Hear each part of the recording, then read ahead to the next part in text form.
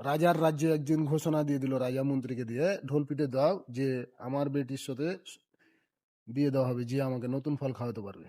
আর যদি নতুন ফল না হয়, সে ফল তার বায়ুপথ দিয়ে ঢুকানো হবে।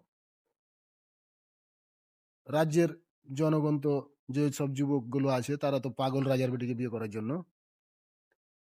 তো যে যার মতন নতুন ফল লেগেছে, রাজার দরবারে যে হাজির কথা মতন সবাই। রাজা তো দেখে সব অবাক, যেহেতু রাজার রাজ্যে এমন কোনো ফল নাই যে রাজার খাওয়া নাই। সব থেকে বড় চিন্তার বিষয়, এরা এখন কি করবে।